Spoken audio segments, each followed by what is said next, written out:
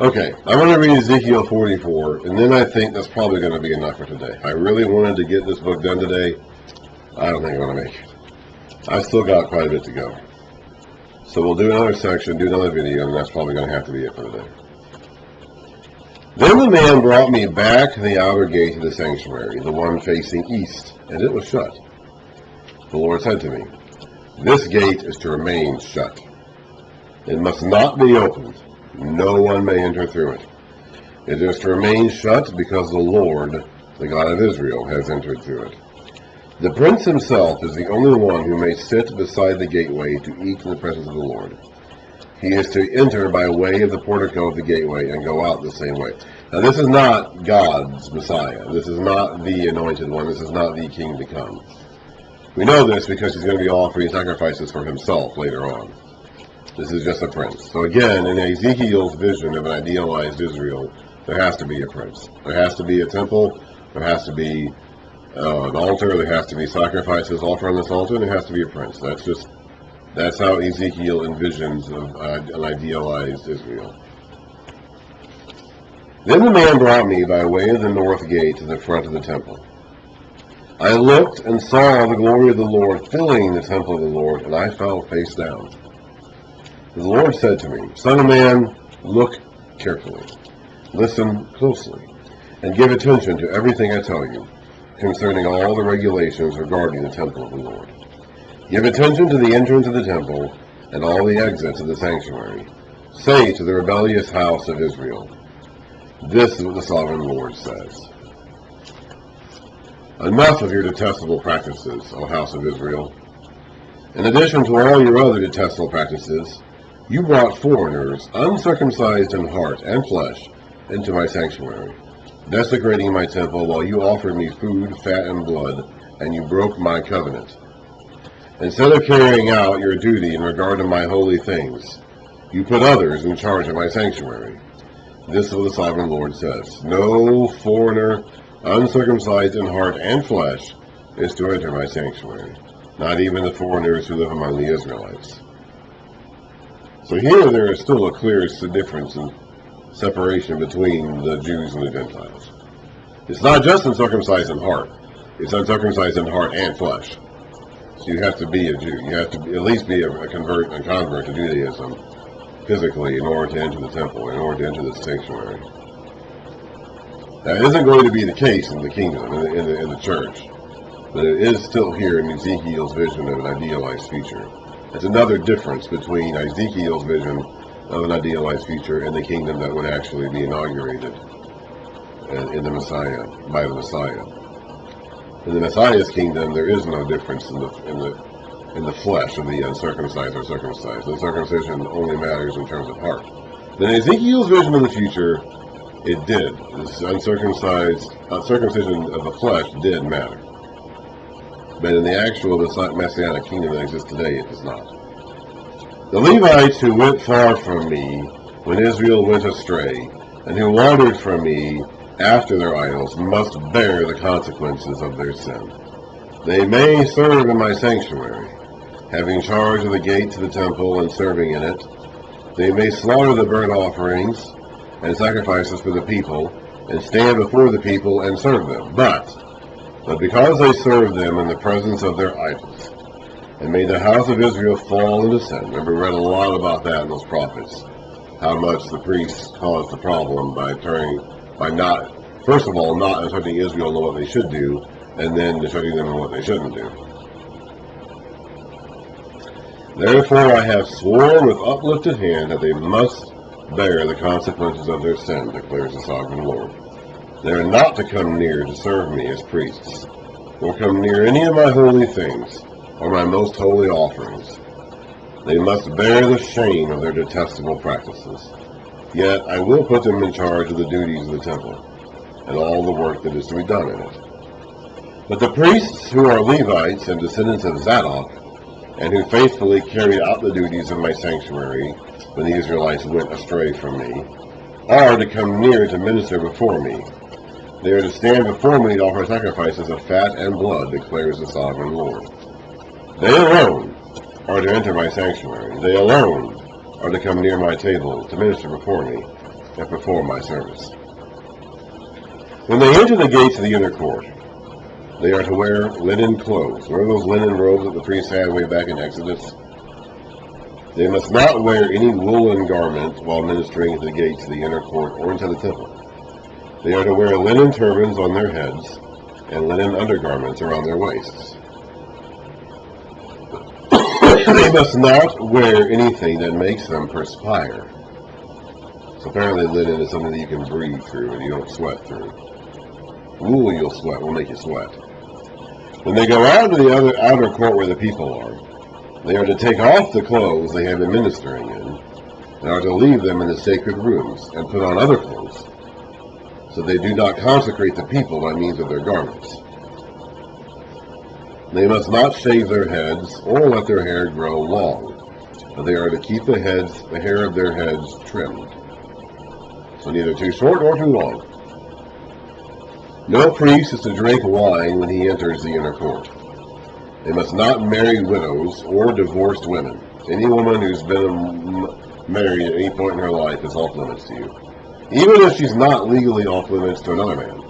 A widow could marry somebody. There is nothing wrong or illegal to marry a widow. Except in this case, the widow, even they were off limits to these priests. They had to marry only a specific type of woman. They may marry only virgins of Israelite descent or widows of priests. Okay, so you could marry a priest's widow, but not another widow.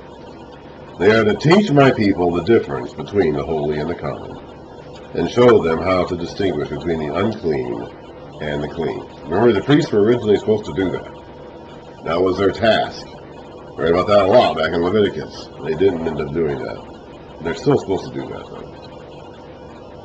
In any dispute, the priests are to serve as judges and decide it according to my ordinances.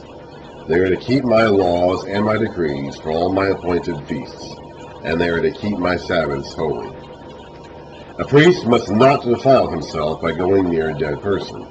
However, if the dead person was his father or mother, son or daughter, brother or unmarried sister, then he may defile himself. After he is cleansed, he must wait 7 days. On the day he goes to the inner court of the sanctuary to minister in the sanctuary, he is to offer a sin offering for himself, declares the sovereign Lord. I am the only inheritance, or I am to be the only inheritance the priests have. You are to give them no possession in Israel. I will be their possession. They will eat the grain offerings, the sin offerings, and the guilt offerings, and everything in Israel devoted to the Lord will belong to them. The best of all the first fruits and of all your special gifts will belong to the priests. You are to give them the first portion of your ground meal, so that a blessing may rest on your household. The priests must not eat anything, bird or animal, found dead or torn by wild animals. Speaking of inheritances, we've got to divide the land up again now, don't we? When you allot the land as an inheritance, you are to present to the Lord a portion of the land as a sacred district, 25,000 cubits long and 20,000 cubits wide. The entire area will be holy. According to the footnotes down here, it says about 7 miles by 3 miles. Of this, a section 500 cubits square is to be for the sanctuary. Wait, yes, that's right.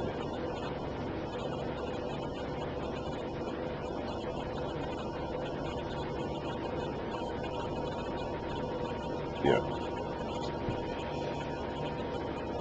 It's to be for the sanctuary, with 50 cubits around it for open land. And the sacred district, measure off a section 25,000 cubits long and 10,000 cubits wide.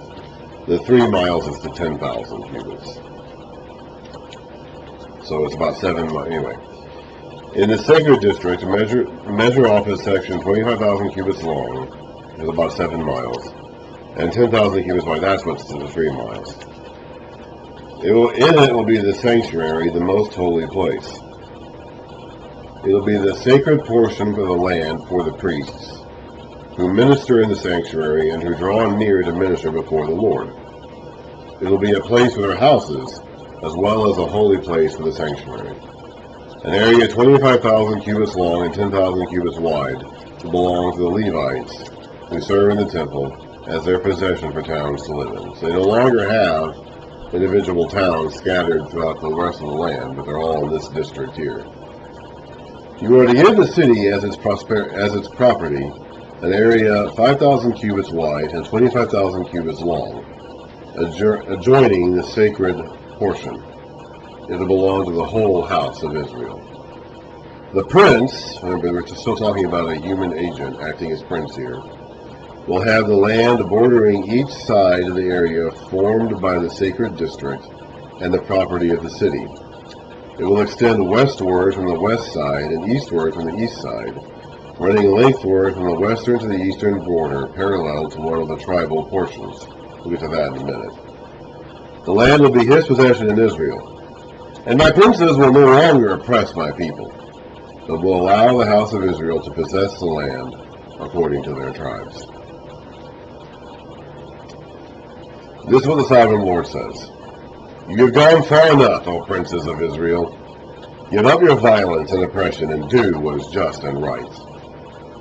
Stop dispossessing my people, declares the sovereign Lord. You are to use accurate scales, an accurate ephah, and an accurate bath. It means you're supposed to be honest in your business dealings. Using inaccurate scales was a sign of being dishonest in your business dealings. The ephah and the bath are to be the same size, the bath containing 1/10 of a homer and the ephah 1/10 of a homer. The homer is to be the standard measure for both. The shekel is to consist of 20 gerahs. I don't know what any of these things mean. There are footnotes down there, but the shekel is to consist of 20 gerahs. 20 shekels plus 25 shekels plus 15 shekels equal 1 mina.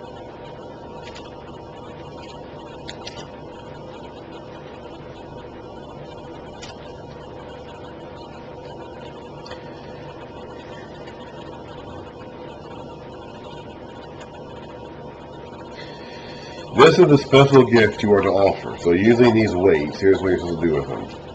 1/6 of an ephah from each homer of wheat, and 1/6 of an ephah from each homer of barley. The prescribed portion of oil measured by the bath is a tenth of a bath from each khor, which consists of 10 baths or 1 homer, for 10 baths are equivalent to a homer. Also, 1 sheep is to be taken from every flock of 200 from the well-watered pastures of Israel. These will be used for the grain offerings, burnt offerings, and fellowship offerings to make atonement for the people, declares the sovereign Lord. All the people will participate in this special gift for the use of the prince in Israel. It will be the duty of the prince to provide the burnt offerings, grain offerings, and drink offerings at the festivals, the new moon, and the Sabbaths, and all the appointed feasts of the house of Israel. He will provide the sin offerings, grain offerings, burnt offerings, and fellowship offerings to make atonement for the house of Israel. Again, Jesus doesn't need to do this. He does not actually offer these sacrifices. He offered himself as a sacrifice. So this prince is not Jesus. We are not referring to the Messianic king here. We are referring to a... Now, this never actually happened. You never had a temple like this built at a time when they had a prince like this offering sacrifice like this. So this never was literally fulfilled, and it never will be either. Even if they were to build a temple like this and try to literally fulfill this vision at some point in the future, God doesn't follow the temple system any longer. He would not accept those sacrifices. So it cannot ever actually be applied again. It never happened, and never will happen.